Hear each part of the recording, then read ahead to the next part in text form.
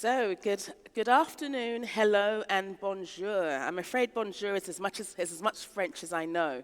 So I've given you all the French, but I'm very excited to be here in this beautiful city of Marrakesh with you all. I know this is the very last day of what has been an exceptional 3-day forum, and I'm very excited to be not only doing the last closing plenary session, but also to be doing a session on Africa's creative industries. As you heard, my name is Claudine Moore. I am part of their MTP team here that has been moderating a series of sessions during the forum. I'm also a professor at NYU, teaching corporate social responsibility and global engagement. And as you heard, I'm the managing director, PR and communications, focusing on African markets for just under 15 years. Africa's creative industries are one of our most visible sectors. We are essentially sharing not only ourselves, but our culture with the world. Whether it's by film, literature, fashion, food, music, and more, we are heavily influencing not only how we see ourselves, but how the world sees Africa and Africans. There was a recent CNN headline that said, and I'll quote, "Content is the new crude oil." And that really shows how critical content is to creative industries globally, but in the Africa context, that really shows and highlights the Africa's creative industries, in particular, how huge the potential is to drive economic development and growth through job creation. I am delighted, I'm going to take a seat now, but I'm delighted to have a panel, an exceptional panel, of Africa's leading figures when it comes to the Africa creative industries. They're leading not only with raw talent, but they're leading in terms of being extraordinary visionaries. In addition to being extraordinary visionaries, they are leading with innovation, huge vision, innovation, and passion and determination. So you heard their names as they each were introduced to the stage. And we do have, I will just remind everybody, we do have Obi Asika, who will be joining us remotely. He's actually sick, but like a true Nigerian, he is rallying from his sick bed or his sick office, but he is rallying to join us today. So Obi will be joining us remotely. But what I would love, before we begin this panel, is if each of our panelists could each introduce themselves very briefly, let us know what they do and who they are. We'll start with Nyla. Hello, good evening, everyone. Good evening, Claudine, and to our honorable speakers, and thank you to the bank, African Development Bank, for the invitation to talk here. My name is Neila Tazi. I'm an entrepreneur. I have a communication PR agency, events organization, and I also chair the Federation of Cultural and Creative Industries that is rooted in the Employers Association called the CGEM in Morocco that represents the private sector. So we've been advocating for cultural and creative industries since 2017. And I also am a member of the Moroccan Parliament, a senator, and I also advocate in the Senate on the legislation globally and more specifically for culture, because I really want to get involved in the development of culture and creative industries. Thank you. Thank you. Peace. Hi, good afternoon, everyone. My name is Peace Hyde. I'm a media entrepreneur. I am the co-creator and executive producer of Young, Famous and African, which is the first unscripted original commissioned by Netflix for Africa. I'm also the head of digital media and partnerships for Forbes Africa. And I'm all about telling positive African stories and really sharing the excellence of the African continent and its people to the global arena. Thank you. My name is George Gashara, and I'm very happy to be here. I love Marrakesh, so keep inviting me. I am the founder of Heva Fund, which is a dedicated finance facility for culture and creative industries that has since invested in over 100 creative businesses across 14 countries in Eastern Africa, from film, music, fashion, restaurants, wellness. And we think that this is a great year and a great season for culture and creative industries, and particularly because banks and governments, and especially AFDB, is demonstrating they're putting their money where their mouth is. And thank you. Thank you. Valerie? Bonjour, je suis Valérie K, fondatrice de Share Africa et d'Africa Fashion Hub. C'est une fondation qui a été créée dont le but est de mettre en avant les réussites de la jeunesse africaine à travers la créativité, notamment à la mode. Nous avons lancé ça depuis 2020 et chaque année, nous recevons plusieurs jeunes créateurs qu'on essaie d'aider, d'accompagner pour les aider à développer leur marque. Thank you. And Obi? Hi everybody. Hi everybody. Can you hear me? Obi, we're very impressed that you're still joining us from your sick bed. Can you hear me? Can you hear We me? can. Can you hear us? Okay, excellent. Yes, I can. Yes, I can. Good afternoon, everybody. My name is Obi Sika, convener of the Omniverse, which is a new collaboration platform. Executive producer for film, television, and music for the last 30-odd years in Nigeria and around the continent, including brands such as Big Brother Nigeria, conferences such as Social Media Week Lagos, and also very much associated with the growth and global expansion of Afrobeats. It's a pleasure to be here. Wish I was there for real. Okay, great. So now we've had everybody introduce themselves. We'll start with some questions. Nyla, we'll start with you. So in your role as, and tell me if I've got this right, as the president of the Federation of Cultural Industries of Morocco, can you share how Morocco is leveraging your cultural assets to not only enhance Morocco's global cultural influence, but really boost economic growth? And can you share some opportunities and challenges? Well, thank you for this very important question, because we all are witnessing the emerging sector. Cultural and creative industries have become a sector that is going to create a lot of jobs in the future. And now we see that globally, and I will talk about this vision to come and focus then on Morocco, now we are talking about the potential of this sector. We know that in the world it's like $2 trillion, and only 3% of that is benefiting to Africa. And we in Morocco know that we have a big potential and that we have to bring to totally transform the ecosystem, the framework in which we work in, and to promote entrepreneurship. Because like in the African continent, everywhere, in Morocco, we have huge potential in terms of culture, cultural expressions in all means. Cinema, editing, books, music, of course, and this is what the potential is huge, and it's not the one that we're doing the best on. We have a lot of work to do, but there is an awareness now. Everybody is really aware that this sector is going to bring a lot of growth in our territories, in our cities, and it's going to create a lot of jobs for future generations. So we have talent, we have patrimony, we have a huge patrimony. We did a lot of work with UNESCO, but it's not enough to just register an element at UNESCO.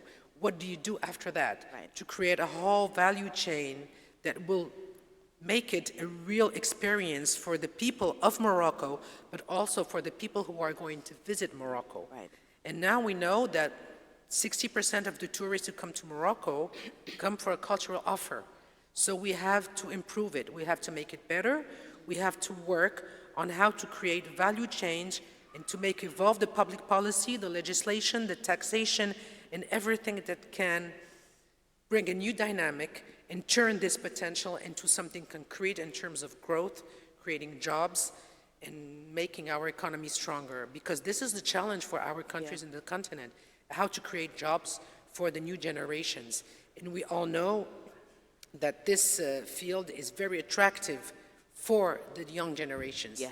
We see more and more talents, more and more young people want to go into the sector of culture, of creative industries, fashion, music, cinema, and we see also with the evolution of the digital economy, with the new tools we have, that we can succeed anywhere in the world as far as you got talent and you have an ecosystem that can allow you succeed. And we see that with Netflix, for example, and we see that on the platforms because we see more and more talents and movie directors from the southern countries that succeed worldwide now and that are recognized and even that win prizes in worldwide famous festivals. So this is something that is becoming more and more evident and more obvious for our decision makers politically in terms of economics and political decisions. So this is globally what is happening in Morocco. Can you speak very briefly, if you could, about any specific initiatives, very specific initiatives that you're working on now and how it is contributing? So we are working on the definition of what is the cultural and creative industry sector. This is the talk we have. As president of the Federation of Cultural and Creative Industries, representing the private sector, we are encouraging more and more talents to go and work as private companies. And we are working with the government on how to define what is the cultural and creative sector, because from a country to another, there are differences. And each country, taking into consideration its vision of how to create convergence between sectors also, we are working on the definition of what is the cultural and creative sector so we can improve the policies, improve the legislations, improve also the taxation, and bring more and more talents to succeed, simply to succeed. But this is a real public-private partnership. There has to be this dialogue between the private sector and the public sector.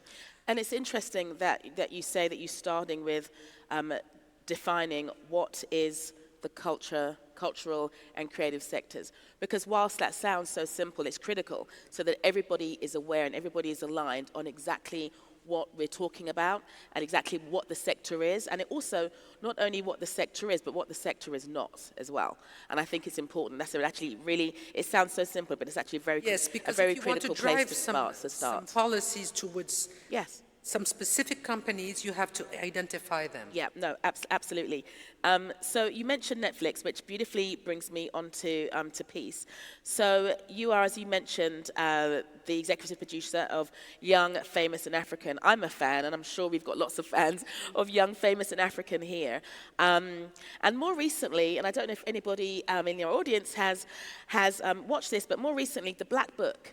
It debuted on Netflix to staggering record-breaking numbers. I'll just give share some of those numbers with the audience. So Black Book, which is a thriller based in Nigeria, and within its first 48 hours, it garnered just under 6 million views, and within less than 2 weeks, it peaked at number 3 globally.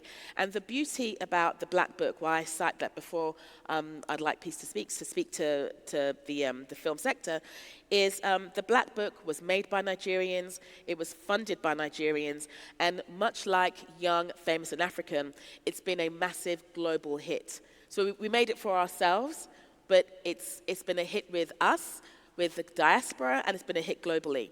So Peace, why is this good for Africa? And in addition to why is this good for Africa, do you think we're witnessing African content becoming a staple part of global content? Or am I going a bit too far? And if you do see that as a trajectory, what are the resources, initiatives needed to get us there? Well, first of all, I'd like to say congratulations to the creators and producers of Black Book. It was really exciting to see them follow in Young, Famous African's footsteps. When we launched 3 years ago, everyone was a bit confused as to what Young, Famous and African would mean, because one of the biggest things that we were trying to do is demonstrate a different African narrative that was more contemporary and more true to the modern African that we're seeing today, through the likes of our culture that is being embraced globally, with the likes of a Burna Boy or a Wizkid, that is not showing the traditional African that you may have grown up to be accustomed to, but now a new African. With the success of Young, Famous and African, which has been really mind-blowing for us, for the creator, for the team, for the cast, and most importantly, I believe, our own people, it's been really exciting to be able to demonstrate a new Africa rising. And I think that demonstrates that there is a hungry audience for authenticity. And that is what we are representing now. By God's grace, we've all been raised with the morals and values of what it means to be a traditional African, but now we have a new wave that is combining it with a contemporary modern twist. And I think we're seeing it in our new music, where you have Burna Boy, who's heavily influenced by Fela, but he's brought his own spin. And so everybody is welcoming that authenticity, that new type of conversation around Africa. And what I love is we're being able to demonstrate that now on a global scale with partnering with these platforms and able to push that message that it's cool to be African, it's sexy to be African. We still hold all our traditional qualities and values, but now there's a new conversation around us. And I think that's why a lot of people are welcoming us in. In terms of the opportunities that that creates. And I would like to say, it's interesting. I love that you said that it's cool to be African, because we've always known it's been cool to be African. Yes, we've always known it's been cool to be They're just African. catching up. Other people didn't know it was cool to be African, so other people are catching up with us. And I love that you said that, because it's so true. So please continue. I think one of the most exciting things that I'm seeing with the growth of our creative economy in Africa is that now the world is actually starting to see it as something that we can invest in. So while we have brilliant agendas where our African roots are producing, creating, and sharing our content with the world, such as Black Book, we also have entities like ourselves that have partnered with these global Fortune 500 companies to be able to sell our stories and project our narrative and give our own African creators and talent the opportunity to represent themselves on a global scale. And what that's been able to do, which a lot of people don't realize, is in our first season, we're currently shooting season 3, but in our first season of Young, Famous and African, it was actually shot in the core of the pandemic, where a lot of people were losing their lives, God rest their soul. You had a lot of trauma really happening globally. But Young, Famous and African was able to provide over 150 people jobs, opportunities, investment, and a way to almost protect themselves in such a dicey time. And so I think that being able to invest and strengthen the African economy, the creative African economy, means that the more the world takes note of what Africa's producing with our raw talent, our grit, our skill, our tenacity, they're also empowering us as Africans, whether it's coming from within or it's from the diaspora through partnerships or international or foreign investment. When you had the vision piece for Young, Famous and African, did you envisage how huge, or did you envisage how hugely popular it was going to be with global audiences? Or did you say, well, that would be great, but I want us to like it first? I think why Young, Famous and African was actually co-created by myself and my co-creator Martin Asari Amankwa. And we sat together and we really, we had relocated from London and were living in Africa, experiencing a different type of Africa that we were projected and sold to really in the West. And we were like, how do we get the rest of the world to see how incredible this new Africa is? Because although we have such a strong cultural roots and brilliant traditions that we embrace fully, there's a new Africa that people don't seem to realize exists. And we see glimpses of it in the music videos and in the way in which our new generation of African ambassadors to the world are carrying themselves. But what if we just showed them a real world where these Africans exist, they live, and they thrive? And that was really our goal. We had no really plans of how big we wanted it to be, but we believed that the power was in our authenticity. And I think that is the power that we hold as Africans, being authentic, being genuine, being sincere and truthful with our stories and our realities. And so when we got together this excellent group of young Africans that were unapologetically real, not trying to be perfect or trying to kind of toe our cultural line, but were unapologetically themselves, we didn't anticipate how big a reaction it would have, but we were very excited to see, you know, it was number 3 in the US for many weeks. It was a trending show on Netflix, and we were looking at each other like, what do we do now? But it's gone from strength to strength. We're now currently in season 3, currently being shot. And I'm really excited with the reception, but more importantly, I'm really excited for what this means for African creatives, for the power that is growing in our creative economy. And I'm hoping that other Africans are seeing us follow these audacious, not necessarily conventional routes, and saying that maybe I also have a story to tell that doesn't look like anything we're used to seeing, but is going to show people a new version of Africa, because we are also expanding. The same way we celebrate AI, technology, and all the like in the diaspora, Africa is extremely aggressively evolving. And to be African is a constantly fast-moving thing that most people are not really noticing until you plug in. And so I'm really excited to see what the future of that means for content creation, for the different sectors, and also most importantly for our creative economy and for Africans. Yeah, that's great. You mentioned music actually, which brings me, and I think if we can, if Obi could join us remotely as we're talking about music.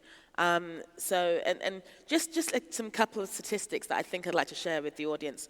The continent's streaming on demand video, known as SVOD for those in the industry, the streaming on demand market is expected to reach a robust 18 million subscribers, which is up from 8 million just this year.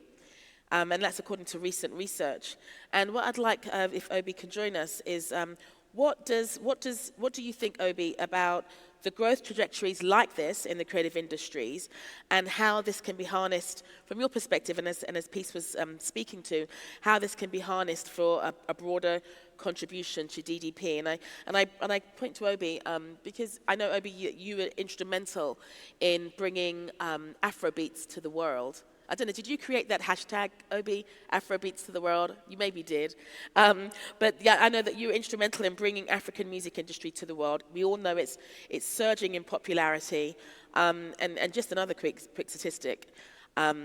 African music industry is expanding so much that within the next 18 months, that's 18 months, digital music streaming revenue is projected to reach $500 million. Or just over $500 million by beginning of 2025. So Obi, can you speak to what all this means and how this can be harnessed, as Peace touched upon, for GDP, and what do you see some of the current challenges as being, and how we can circumnavigate them? Thank you. Thanks a lot. First of all, just to say to Peace, well done. I haven't seen her for a while. Congratulations on everything she's doing. I think one of the key things is that with Nigerian music and the explosion that you're seeing, it came through. It seems like it was overnight, but it's a 20-year journey over the last 20 years, which first of all organically came through working with the big media platforms such as DSTV, Africa Magic, Channel O, MTV Base. These are the early sort of people that are supporting and pushing it across the channel. Afrobeats took Africa first. And then it sort of, as it came into the UK and then into the States, it came with all the Africans. They already acquired all that sort of support base. In terms of the numbers you were talking about, in terms of streaming numbers, I mean, I don't know if you know, but Spotify put out a big report this year that shows that just on Spotify alone, Afrobeats already, I think in 2023, we've already done 15 billion streams this year, to about 1.3 billion streams a month. And you're going to see about the same sort of numbers on Apple Music as well. And there are other big African platforms, and that's where I was about to come to. Ndondo, which is out of Kenya. Audiomack is not African, but it's an ad-free platform. But I'm very interested in us seeing more domestic platforms. When you talk about GDP, to retain intent and content and revenue, then it needs to be on domestic platforms. The biggest platform in Africa is actually YouTube, and of course we don't own that. But the truth of the matter is that new technology has disrupted all these industries and allowed us, who didn't have the budget, because you have to understand where we're coming from, except for people like George, there are very few people on the continent that have consistently backed and financed the creative industries or African IP, or had the confidence to believe in our IP to the extent to get behind it. So beyond the sort of small starters, the smaller entrepreneurs, you haven't seen that groundswell of work. But although I think we're coming to that period now.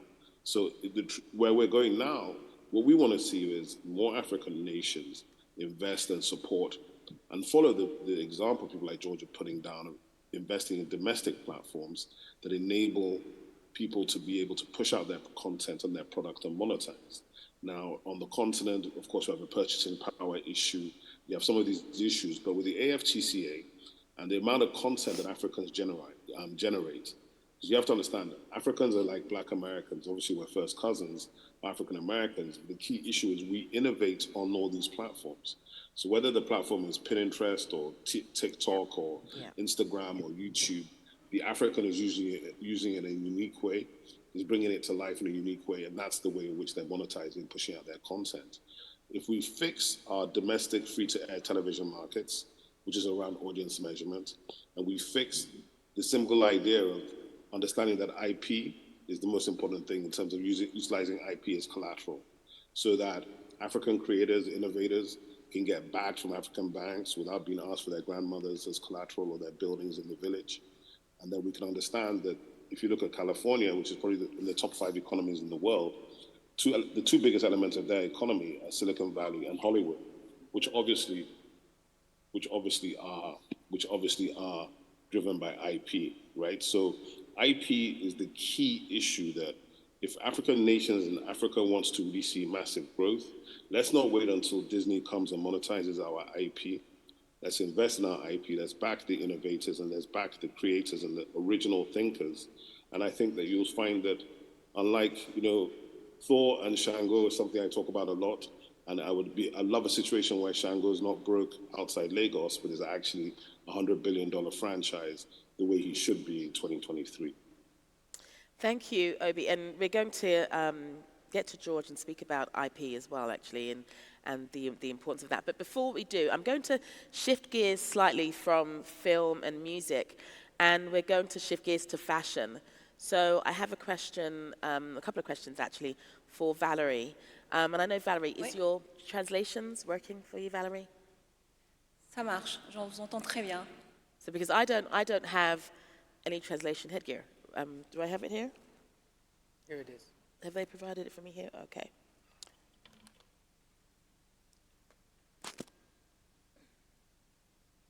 Yes, I can. Okay, wonderful. Okay, bonjour, Valerie. Bonjour. So we're going to shift gears, as I mentioned, and we're going to speak to fashion and art. So just a few months ago, during UNGA, and any of you who were in New York for the United General Assembly just in September, when you walked down Fifth Avenue, you would be struck that in Saks on Fifth Avenue, the window in Saks, it was a complete, not only display, but almost a homage to African fashion and African fashion designers. And then in addition to that, recently in the Brooklyn Museum, and I'm providing New York examples, US examples, just because that's just what comes to mind as I'm currently there, but the Brooklyn Museum just hosted and just closed actually an incredible African fashion exhibit following in the footsteps of the V&A Museum in London. And so what we're really seeing is that you're seeing these hugely popular exhibits, popular with us, with the diaspora, but popular with global audiences as well. So the African fashion industry is really growing in not only visibility, but also in influence in really extraordinary ways. So Valerie, I'd love to speak for you to speak to what are your thoughts on the current surge in both the interest and visibility of the African fashion industry? Oui, je trouve qu'il y a un vrai saut plus important concernant la mode africaine. On en voit de plus en plus. Les musées représentent le courant actuel de ce qui se passe par rapport à la créativité africaine. Nous, avec notre association Share Africa, Africa Fashion Hub, chaque année, nous allons rechercher les jeunes créateurs à travers le monde entier. Et on découvre que ces jeunes créateurs n'ont aucun complexe concernant l'Occident.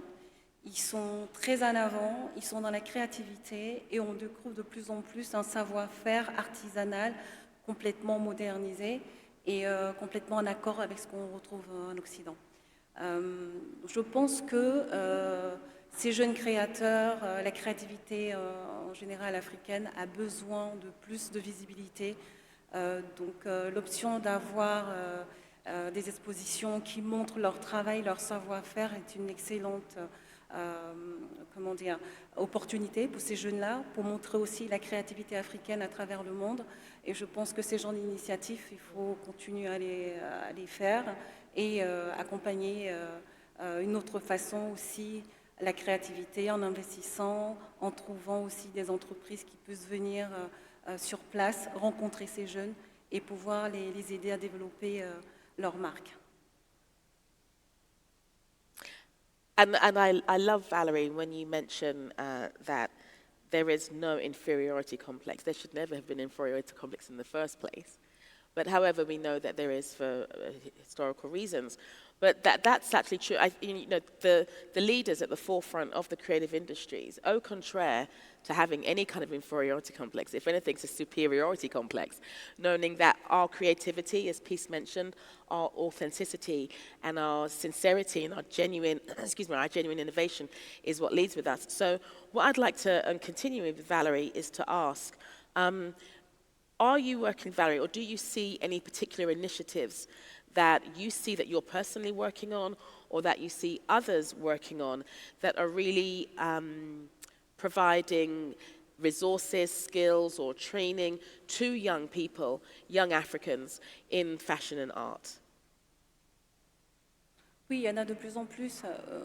L'exemple que je pourrais donner qui est quand même assez concret, c'est que nous, chaque année, quand on lance l'appel à candidature avec les jeunes qui sont un peu partout à travers le monde, on s'aperçoit qu'il y a pas mal d'organismes sur place en Afrique. Nous avons par exemple un de nos lauréats qui travaillait avec une coopérative qui se trouve au Nigeria. Cette coopérative emploie des femmes et des familles qui ont survécu à la guerre du Biafra. Et ce sont ces femmes-là qui vont produire les tissus, qui vont les teindre et qui ont un savoir-faire artisanal qu'on ne retrouve nulle part en Afrique, qu'en Afrique, pardon. Et je pense que cette façon de pouvoir mettre en avant, aller chercher ces jeunes créateurs qui chacun dans son domaine a son identité, a sa façon de présenter son travail, que ce soit les matières, que ce soit les matières finies, les produits qui sont présentés par ces créateurs-là, on s'aperçoit qu'ils ont un niveau excellent, qui sont prêts à pouvoir travailler aussi en Occident. Donc nous, ce qu'on essaie de faire avec leurs organismes, par exemple en Europe, nous, on a des partenaires, entre autres comme Balenciaga, HEC ou Galeries Lafayette, qui va permettre à ces jeunes-là qui viennent lors de notre concours à Paris présenter leur collection d'une part, mais avoir un parcours. Ce parcours permet de pouvoir les faire rencontrer des chefs d'entreprise, leur permet de pouvoir échanger, par exemple, des conférences qu'on organise avec HEC ou Sciences Po, pour leur permettre de pouvoir comprendre la partie industrielle, la partie entrepreneuriat, parce qu'on a plein de jeunes créateurs africains qui sont tous pratiquement autodidactes, n'ont pas forcément des diplômes. Et donc la créativité, ça, c'est un savoir-faire qu'ils ont, c'est inné. Mais après, comment est-ce qu'on passe de l'étape de petits créateurs à devenir une entreprise? Et ça, c'est ce qu'on essaie de mettre en avant aussi. Et donc l'accompagnement de marques comme Balenciaga, qui va récupérer ces jeunes créateurs qui viennent dans notre programme pour faire leur défilé. Ils vont, par rapport à notre programme, ils vont avoir par la suite un mentorat, une formation qui va les suivre pendant 4-5 mois. On a aussi la partie partenariat avec HEC qui va aussi les aider à créer leur entreprise. Tout ce qui est business, marketing, ils ne sont pas forcément outillés pour ça. Et donc c'est hyper important de pouvoir leur donner ces outils et cette plateforme d'excellence pour pouvoir les aider à développer leur marque. Donc c'est hyper important d'avoir des partenaires, des gens qui sont vraiment dans ce milieu-là, du secteur du luxe, et pour qu'on puisse avoir aussi des marques africaines qui sont un peu l'équivalent de ce qu'on trouve en Occident. Et je trouve ça un peu dommage que d'avoir nos créateurs qui habillent des célébrités, entre autres. And I'm just going to stop you right there, just as Valerie could. No, this is great because you're talking about partnerships, and you're talking, and when we're talking about partnerships, that really leads me beautifully to George, and that's why I wanted to just pause you there, because everything that we've spoken about, that Obi has spoken about, Nyla's spoken about, Peace, and you've spoken about Valerie, all of this requires investment, it requires funding, it requires further resources, and as you were saying, it requires public-private partnerships. So with that in mind, what initiatives, George, specifically for you, so what initiatives, what can you speak about that the work that you are doing to invest and fund Africa's creative industries? And what more do you think institutions and governments and investors can do to fuel continued growth and scale and innovation? Thank you. Thank you for a rather wide question, but we are in good company of bankers and Well, that's policy exactly makers. why I asked the question for you, George. Now's your moment. I'd like to start by acknowledging a few realities, and these realities are not contested anymore. That culture and creative industries are the industries of the continent, they're the industries of the young people in this continent. And why do I say that? That we know the Burna Boys, we know the Wizkids, we know the Ladumas, but beneath these stars that we celebrate and we enjoy, there's countless of founders and business people and creatives in every market and township of the continent, and I've been around. These are the people who are the first investors in culture and creative industries. Yep. Because they take their savings, they take their family monies, and they take courage to start an initiative, whether it's in fashion, whether it's in wellness, whether it's in cuisine.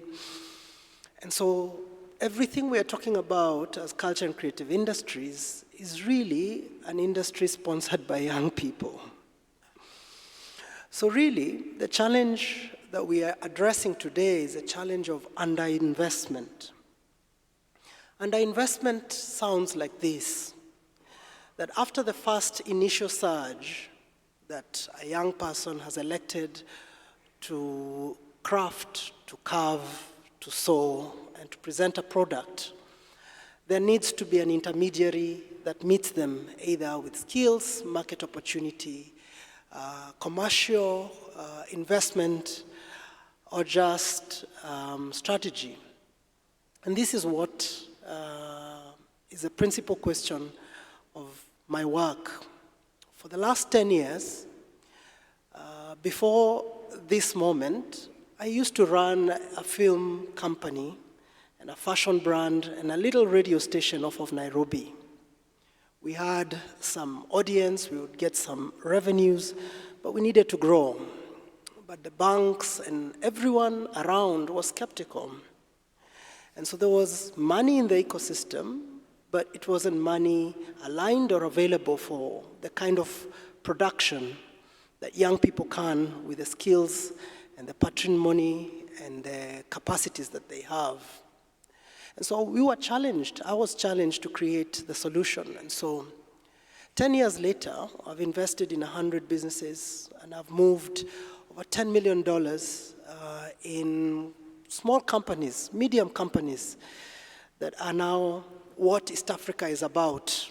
If you want to think about the best fashion brands, I probably have invested in them in one way or another, the theater companies and so on and so forth.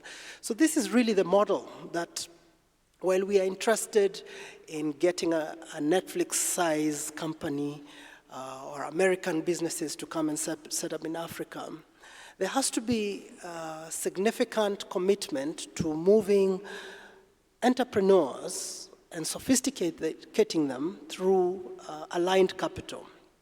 So what is aligned capital? Agriculture finance won't do it for creative industries. Infrastructure finance won't do it. So what will do it? A young lady who does events, let's say live music off of Mozambique, her major challenge is that for her to put up a calendar of events in her country, she will need venues, she will need to confirm artists well in advance, she will need to get security, she'll need to get all these things in place before she announces the calendar. Nobody in our current financial ecosystem in the continent is willing to meet this lady and tell her that for your calendar, if you will gross 300,000, we can put in 100,000 as equity and share in the returns as we grow. So I challenge financial institutions to start considering moving beyond statements and investing in understanding and developing products for those that are already have identified that they are entrepreneurs. But there are countless others who haven't identified, but they desire. Those require public programs in learning. They want to be amateurs. They need studios that are subsidized. They need a regulative environment that allows them to experiment and to experiment safely. And finally, when these two are available, the retail investors and the public investors, then now we have amazing environment to bring the big guys who say they want to invest $1 million in one business, $2 million in one season. But I'm a little bit frustrated that a lot of big companies and banks want the big tickets. They want to find the ready businesses to take them to market. Those are amazing, but the real work is building ground up, and that's the work that we've been doing for the last decade. Thank you. I'm so glad that that's where you sort of ended your comments, George, because and this is an open question to the panelists, all the panelists. So feel free to answer it, Will. I know Neely, you've been making furious notes, so maybe you can start. But there is a lot to be said about African governments who safeguard their creative industries through legislation, which is what I hear you saying, George, and Obi alluded to that earlier. And by safeguarding creative industries through legislation, this will invariably ensure that their economies are strengthened by this dynamic and growing sector, right? That's inevitable. So this is an open question to all the panelists. What can African governments and institutions do, like sort of tangible tactics? What can be done to create an even more supportive ecosystem for creative industries to thrive? And this real response may look like existing initiatives that you already know, or a wish list of legislation or initiatives that you would wish to see. We'll start with you, Lena. Well, being very optimistic, of course, because we're here talking about this in this important African forum, after talking about the same subject during the annual assemblies of the World Bank in October here in Marrakesh, which was a premiere with the International Finance Corporation. So it means that there is awareness of the potential of this sector. Yep. But still, we realize that it's not totally understood, because when we talk about creative industry and culture, it's always the last subject in the program, in the news, in the forums, in every rendezvous, in every moment we have the opportunity to talk about various topics. Culture and creative industry is always the last one. I think we should have the courage to scale it up in the mentalities. So if we scale it up in the mentalities, it will scale up in everything that it will be done globally, because this sector is part of the solution. And this, people have to understand it, the decision makers, and I happen to be also a legislator as a senator, and I know that the solution is really also in the way of bringing more and more and more and more awareness, and this is in the hands of our decision makers. Because I've experienced this. I want to say that I'm an African citizen. I started a music festival. Our friend Obi is here. He's listening. We have started a festival in a city called Essaouira, and about an African sub-Saharan musical heritage we've had. And we brought musicians from all over the world to meet and make fusions with these African musicians. They're called the Gnawa musicians. And in the beginning, when we started talking about this, nobody believed in this project. Very few people thought it would be something important or interesting. 25 years later, we have managed to totally transform the economy of the city. And the city has become one of the most important touristic destinations of Morocco, and the economy of the city is all about culture and music. Yeah. And this, to give you numbers, because numbers talk, for every dirham or euro we invest in the organization of the festival, it's 17 euros or dirhams that are directly injected in the economy of the city.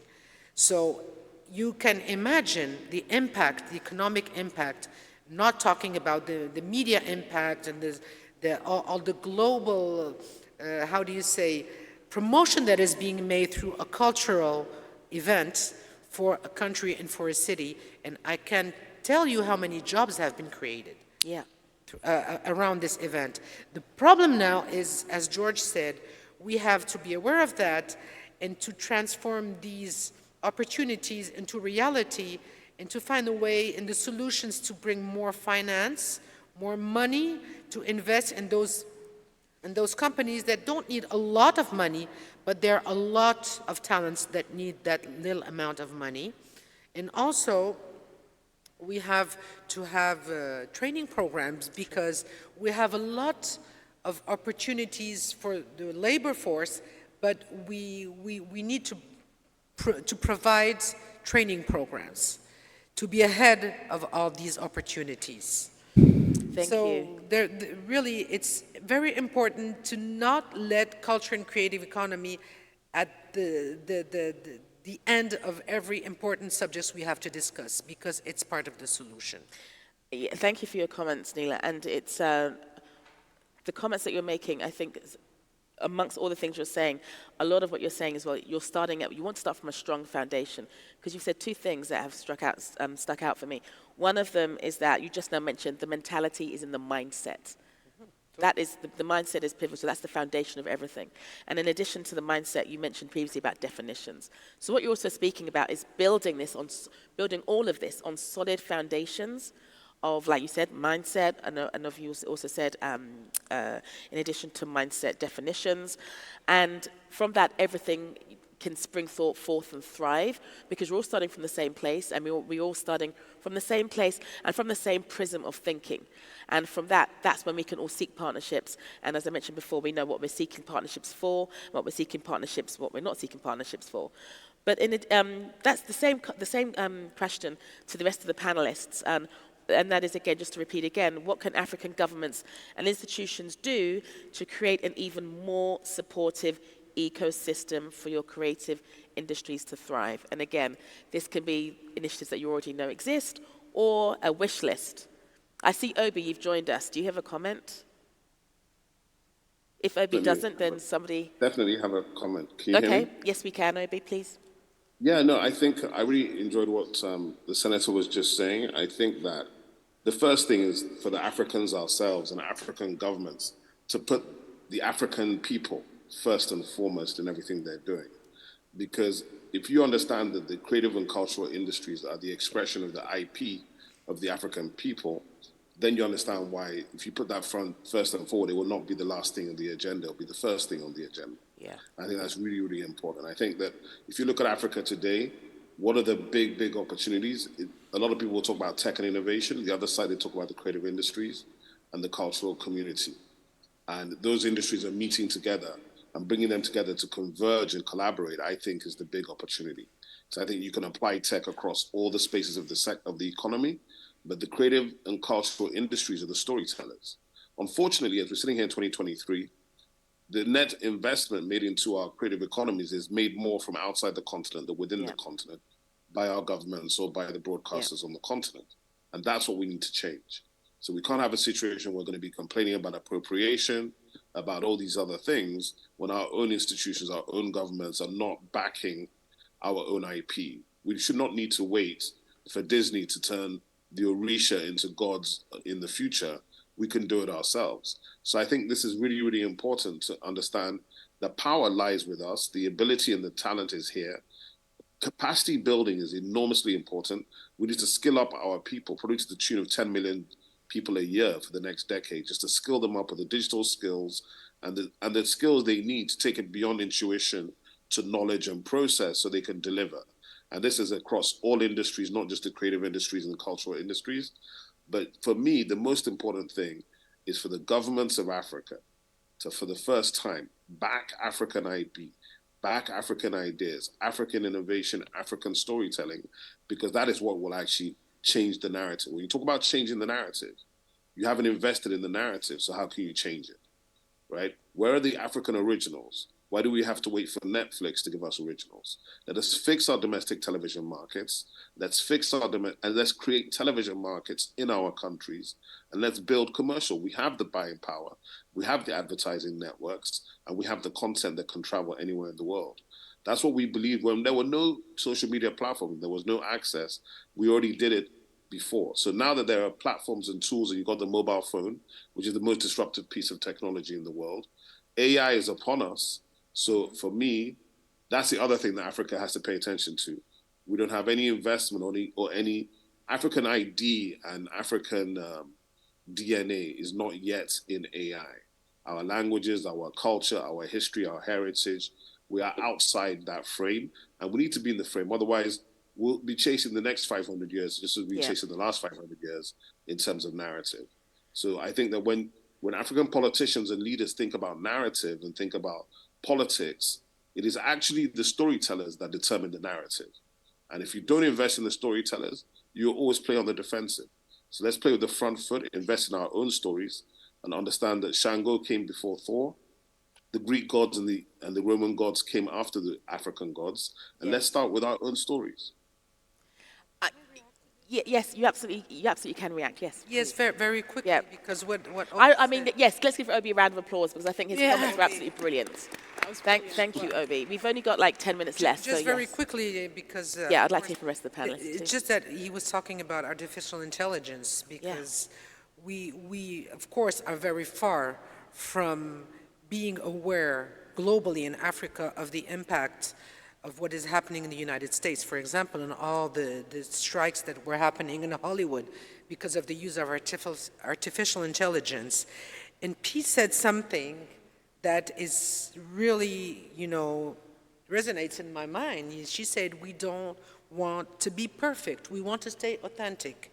And I think very rapidly that this is very important to keep in mind, that we can create a creative economy by being who we are, and this is what we have to do actually, because this is why we are so inspiring for the rest of the world. And I think we'll be more and more inspiring because we are authentic, we are who we are, we preserve our tradition that are inspiring for our creators, and we have to be very much aware of what is happening in the rest of the world to not do the same mistakes. Yeah, progress beats perfection. Yes. Peace. And then George. I love everything that Obi Esika and yourself were saying. I think it was very key points. I think if we do, though, look at Hollywood, this is an industry that has basically generated over $500 billion by them just doing all of the things that you've said and Obi has said. And if we zoom into the state of Atlanta, where they've decided to actually invest intentionally in the creative economy, he's managed to generate revenue of over $4 billion. Yeah. So if we now do that in terms of the African continent, what we're able to do is unmatched. But I, as a former teacher, would also like to look at the roots of our creative economy. If you look at the creative economy that exists in Africa right now, it's a product of a lot of really, really strong minds that are saying, we want our stories to change, we want the world to pay attention to us, and we'll do it. Even if we don't have the institutions that back us, even if we don't have necessarily government bodies, even if we don't have the investment, we'll find a way. So if we're able as a government body or as a state or as an institution or as a wood, shall I say, that will say, we're going to invest in our youth. Let's educate the African youth so that when you have all these subsets, whether it's fashion, whether it's media, whether it's TV, film, presenting, and all the different spheres that are taking over the world and demonstrating our narratives on a global arena, if we have those subsets that are lined up with educated young people that are being fed into each of those verticals, what we'll be able to produce will be unmatched. Because right now you're seeing raw talent in action. And we have a right to have a superiority complex, as you said, because if we're able to do this without the systems and structures of Hollywood, what happens if we start arming our youth with the ability, the talent, the skill set on a global scale to compete on a global scale? Because the Africa we're celebrating that are collecting Grammy Awards, BET Awards, box office hits, are doing it without the infrastructure. So I believe as a former teacher, the youth as well is extremely key. And arming them with the right education, the right resources, the right connections is what will really make a lasting impact to our creative economy and to also the world paying attention to us for the long term. Yeah, absolutely. Thank you for that piece. Incredible comments. George, you keep on looking at me, so. Well, I want to highlight some things that I've seen across the continent that can be used as models for growing these homegrown, magical industries. And can you share those in less than a minute before we have to wrap up? Yes, Yes, in less than a okay. minute. Yes. I'm seeing some posters of countries on the seats. And I'll Okay, give you yes. some examples from these posters. A country like Rwanda, as small as it is, they've decided to be courageous and protect their fashion signature by doing simple things like reducing import substitution of second-hand clothing from Europe and Australia, which by extension creates sort of like a breathing space for domestic companies to be competitive locally.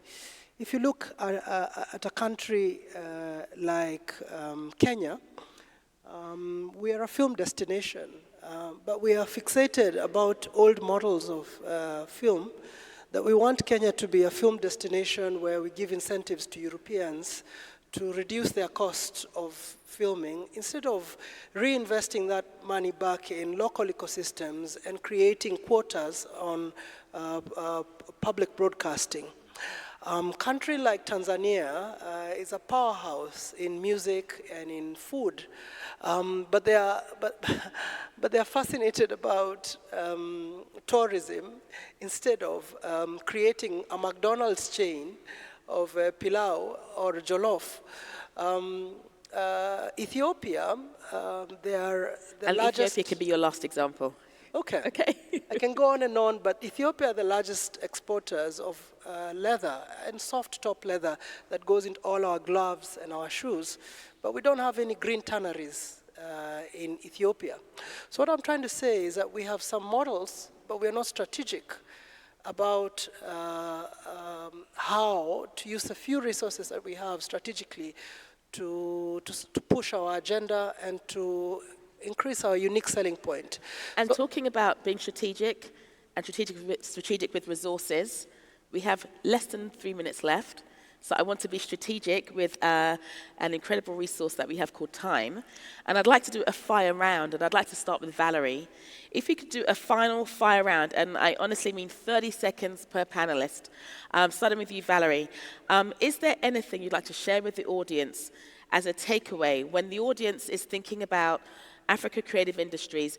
In 30 seconds, each panelist, what would you like our audience to think about? We can start with you, Valerie. Alors moi, ce que j'aimerais laisser comme enseignement au public, c'est d'encourager nos jeunes créateurs, de les accompagner, d'investir dans ce qu'ils font, et surtout nos gouvernements de donner l'opportunité à ces jeunes-là. C'est bien que venir en Europe, comme ce qu'on fait avec nous, les jeunes créateurs, de les former, de les accompagner, de leur donner les outils nécessaires, mais concrètement, quand ils retournent au pays, quelle est la suite? Qu'est-ce qui se passe pour eux? Donc c'est important d'avoir comment dire, Thank you. c'est important d'avoir le gouvernement avec nous pour pouvoir les soutenir et pouvoir les accompagner. So government support and training is what I'll sum up Valerie's saying. Thank you for that, Valerie. Neela, in 30 seconds, what would you like the audience to take away when you're thinking about how to contribute to the growth of Africa's creative industries? Well, I'd like to say that the population of Africa is growing, and everybody knows that it's the future.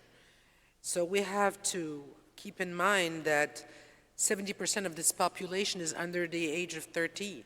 So our youth, we're all talking about future generations, are more and more attracted to culture and creative industries, in which are also part of, scaling up the mentalities and, bringing better education globally for our youth to prepare them to a more global vision of the world, and also preparing the world to be a better place. So we have to move on to the next step, and please just transform all these talks into concrete actions, and not just talk about bankers and the financial world about how to what we should do, but just to do it.